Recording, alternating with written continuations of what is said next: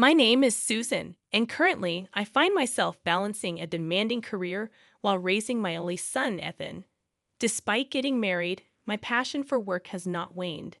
As the president of a small company, I had no concerns about a salary cut upon returning from maternity leave, thanks to a reliable team handling my business during the hectic times of childcare. However, there is another issue weighing heavily on my mind, something more personal and challenging. It revolves around my mother-in-law, Dorothy, my husband, James, our son, Ethan, and I live in a house. Ever since my father-in-law passed away, Dorothy moved in with us.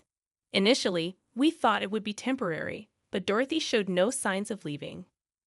One day, I mustered the courage to ask Dorothy, "How long do you plan to stay with us?" In a dramatized manner, she raised her voice and began to cry, accusing me of trying to kick her out. I was taken aback by her reaction, feeling a mix of surprise and confusion. James, who overheard our conversation, rushed to Dorothy's side and comforted her. After Dorothy stopped crying, James asked her to go to her room, leaving me alone. He immediately glared at me and accused me of being cold to his mother. I clarified that I didn't intend to tell her to leave, but James interpreted my inquiry differently, concluding that I was in the wrong. Reluctantly, I backed down, wrestling with my thoughts about Dorothy staying for an extended period. I was curious about when she would leave but felt unable to ask directly due to the fear of emotional repercussions. Dorothy behaved as though the house were her own, showing little regard for my comfort. One unexpected day, she made a startling announcement. She decided to relinquish her ancestral home and transfer all her belongings to my house. A moving truck driven by Steve, a friendly but straightforward mover, pulled up in front of their house. I was speechless with astonishment, my mouth agape in disbelief. On that day, supposed to be special for Ethan with a planned family outing to the amusement park, James disrupted the plans by declaring it a day for unpacking. Ethan, anticipating the amusement park visit, glanced between me and James with a near-tearful expression, seeking reassurance about their plans. I found myself comforting my son in the midst of the unexpected changes. I reassured Ethan, "Don't worry, Ethan will definitely go to the amusement park." However, James frowned, questioning, "Are we really going to play instead of unpacking?" I firmly responded that a family trip to the amusement park had been a long-standing plan, emphasizing that breaking a promise to our child for unpacking was unthinkable. I stood my ground, believing in the righteousness of my stance. The planned visit to the amusement park had been set over a month in advance. We had prepared various things and were looking forward to spending this day as a family. Spending time together was crucial for us. Yet, it was a complete surprise to hear that my mother-in-law was suddenly moving into our house. Moreover, being told that today was the day for unpacking left us bewildered. I prioritized our family plans above all. It's my policy to cherish the bond with my family. However, my mother-in-law reacted emotionally to my decision, crying excessively and claiming, "Susan doesn't want to live with me. That's why she's prioritized her own child over me."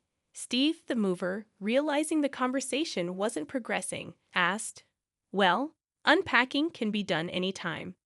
Isn't keeping a promise with your family more important? Also, did you actually inform your daughter-in-law about the move?" Perhaps embarrassed by Steve's rational words, my mother-in-law's face turned red. My husband, James, just glared at me, uncertain of how to react. It seemed he preferred to prioritize packing for his mother over going to the amusement park with our son. Nevertheless, I took Ethan's hand and headed to the park as promised, creating a clear rift between my husband and me. One day, my mother-in-law casually broached the subject. "Hey, Susan, could you possibly stay home this upcoming weekend?" Seemingly oblivious to any plans I might have already made, a surge of irritation welled up inside me. Yet I strived to maintain composure in my response. "Why do you ask?" I inquired, striving to mask my annoyance with a tone of neutrality. She expressed her desire to spend quality time with Ethan, claiming that I was always around him, making it unfair for her. It was apparent she had eavesdropped on my earlier conversation about a mall outing plan with Ethan for the next weekend.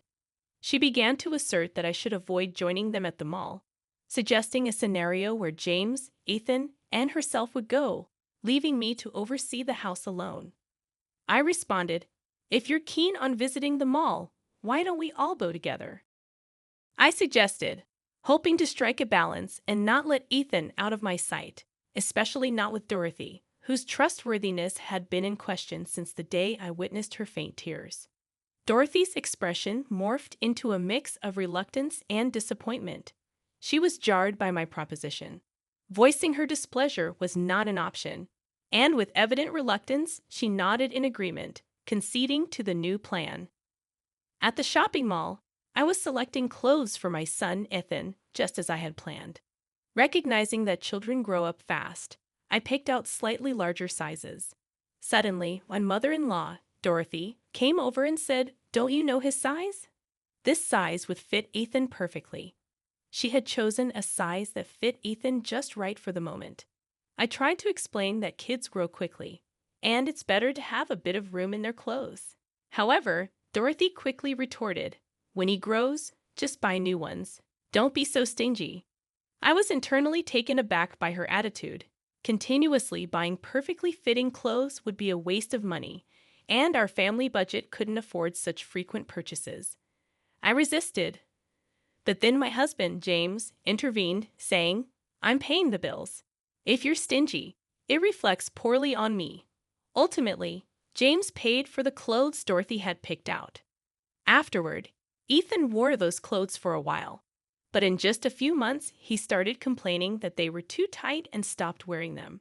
Dorothy saw this, and her face showed a mix of emotions, a complicated blend of realization and disappointment.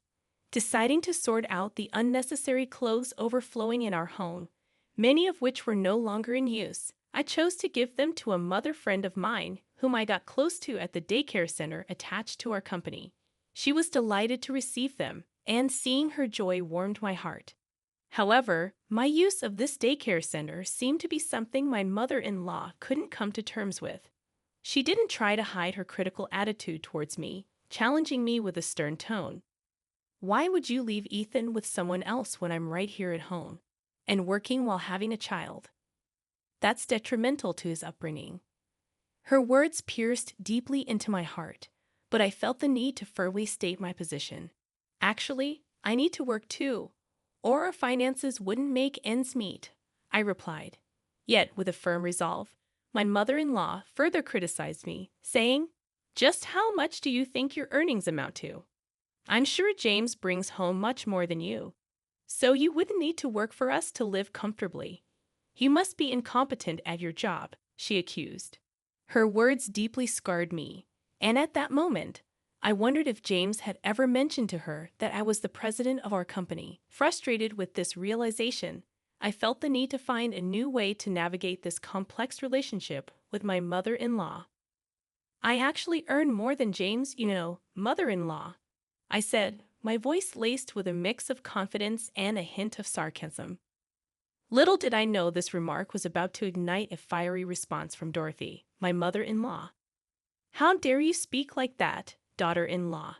Dorothy raised her voice, a blend of shock and anger seeping through her words. "To openly undermine your husband is unforgivable. Not only does she barely manage to care for our child, but she also has James assist with the household chores. And now she boasts about earning more than her husband. Can't she even show the slightest respect for him? James wouldn't struggle a bit without you around." Dorothy's voice grew louder, filling the room with her indignation. Hearing the commotion, James entered the room, a look of concern etched on his face. "What's going on?" he asked, sensing his son's presence as a form of support. Dorothy continued with even more vigor. "Tell me, James, you don't meet Susan, do you? If it were just you, me, and Ethan, we could live happily. This woman's presence only makes our lives more constrained, doesn't it?" James, slightly taken aback, responded hesitantly, "Ah, well." His lackluster replies seemed to fuel Dorothy's resolve. "Then let's go for a divorce," she exclaimed, retrieving a divorce form from the shelf. It appeared that Dorothy had been harboring the intention of suggesting a divorce to me and James all along. Internally grappling with the turmoil, I came to the realization that I no longer needed a husband who prioritized his mother over his own family. However, I was determined not to give up custody. James shouted angrily, "Everything about you is unbearable. You are no longer needed in our family of three," his voice trembling with anger, symbolizing the collapse of our years-long marriage. Longing for freedom from this house, or rather this relationship, I responded calmly, "I understand, James." With a steady hand, I signed the divorce papers, marking the end of our relationship. Our family consisted of me, my husband James, and our grown son Ethan. However, ever since my mother-in-law Dorothy moved in, the tension in our home had been escalating. Disregarding our plans, Dorothy forced me to help her unpack her belongings, ruining Ethan and my eagerly awaited trip to the amusement park. When I began preparing for the move, she abruptly took James on a hot spring vacation. Ethan had been invited, but having witnessed her mistreatment towards me, he declined, preferring to stay with me. He was still upset about how Dorothy nearly canceled our amusement park plans. Respecting Ethan's decision, James and Dorothy left for their trip, leaving us behind. During their absence, I packed only mine and Ethan's belongings and had them transported by the mover Steve. In my decisive letter, I informed James that he would be responsible for the $4,000 monthly rent for this house henceforth. I also mentioned hiring a lawyer for the custody battle and property division. Leaving the letter on the table, Ethan and I stepped into our new life. Upon their return from the week-long hot spring vacation, James and Dorothy contacted me immediately over the phone. James exclaimed, "Susan, did you really take Ethan with you? Mom is upset. Shouldn't I have custody?" His voice was a mix of anger and surprise. Realizing he hadn't read the letter I left, I asked James gently, "Could you please read the letter I left on the living room table?" The living room, a space she had designed with great care, radiated warmth. He harbored serious concerns about the content of the letter. If it's that letter, Mom said she'd check it first. And she's already read it?" James responded, a bit bewildered, often taking his mother, Dorothy's word for everything. I explained the contents of the letter. "It says that you will be responsible for the $4,000 monthly rent of this house going forward. It also states that I won't give up custody of Ethan. And regarding the division of property, I'll contact you after hiring a lawyer." $4,000, James exclaimed in shock, standing frozen. He was aware of the rental status of their home, but had not grasped the actual amount. His cavalier attitude towards financial management had always been a source of stress for me. This house was a rental costing about $4,000 monthly, which I had initially opposed living in. However, James had been adamant about this house, throwing a fit in an unbelievable manner, and I eventually gave in, with him pushing the responsibility of paying the rent entirely onto me. I found myself shouldering the burden of paying the monthly rent, which amounted to approximately $4,000, while James was expected to handle other living expenses. However, James had a habit of spending money without planning, often leaving me to cover the bills. This lack of financial responsibility extended to his mother, Dorothy, who frequently miscalculated her expenses and would call me over at the checkout when she realized she didn't have enough money. I was deeply disappointed with their inability to manage money. James would spend on his hobbies and desires before prioritizing living expenses, leaving me exhausted from his financial oversights. I had contributed my entire salary to the household for a long time, leaving me with very little for myself and making life extremely challenging. Recently, the burden intensified with increased expenses for Dorothy's food and allowance. The prospect of divorce meant shedding the hefty $4,000 monthly rent. Fortunately, the house was in James's name, sparing me from future responsibilities toward him and Dorothy. However, when I asked James to continue paying, he exclaimed, "Why should I pay? I don't live there anymore, and we're divorced. Dorothy even told me to leave the house, so I have no obligation to pay rent." In desperation, James pleaded for my help, but Dorothy intervened, confidently declaring, "Even without you, we can manage the rent. The amount you paid is nothing for James." I was flabbergasted, knowing that James, with a net income of around $2,000 and hardly any savings, could not afford the rent. Dorothy seemed under the impression that James was still financially well off, leading her to mistakenly believe in his abundance. Realizing the impracticality of their situation, I urged them to consider canceling the lease and discussing it with the real estate agent. Dorothy snapped back, dismissing my concerns. Frustrated, I hung up the phone, contemplating how James and Dorothy could provide a stable environment for raising a child. Ethan and I had recently moved into an apartment in a convenient neighborhood close to my workplace, creating a comfortable living environment. About a month after my divorce, James and Dorothy unexpectedly showed up at my workplace, causing a scene at the company's entrance and demanding to see the boss, which was me. I, who was out for lunch with Ethan at a family restaurant, was taken aback when I returned with him, only to find Dorothy and James causing a commotion at the reception. The child care center inside the company allowed me to have Ethan close even at work.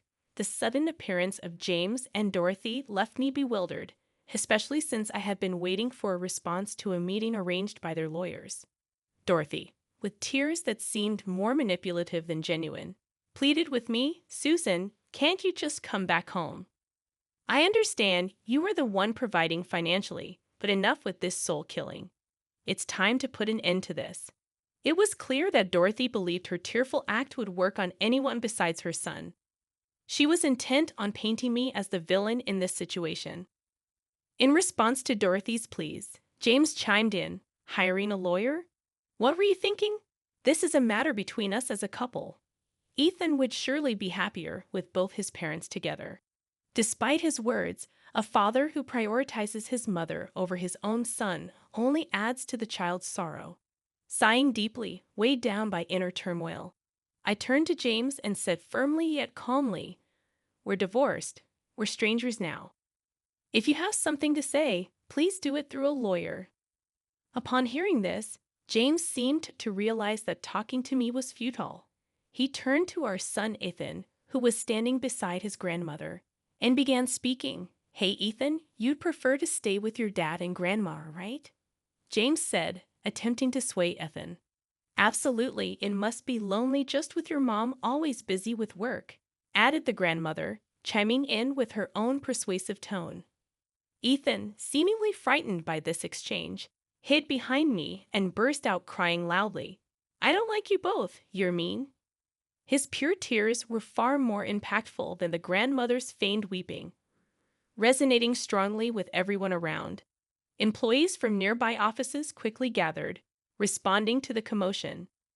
They ushered James and the grandmother out of the company, restoring a semblance of order.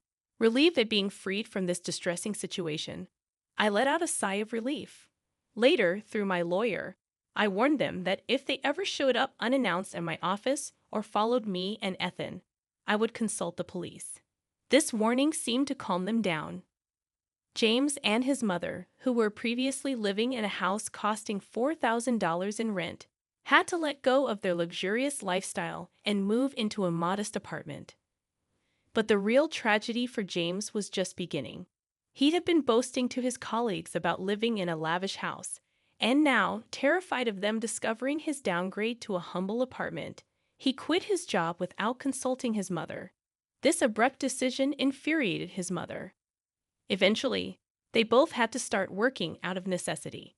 Despite their new jobs, they spent their days blaming each other for losing Ethan, engaging in bitter arguments, and struggling to pay child support while trying to make ends meet. It was a challenging situation for them. As for me, I've been doing well in my job, and despite the absence of a father, Ethan has grown into a sturdy and reliable young man. In my heart, I always believed that even without such an unreliable father figure, I was capable of raising this child admirably.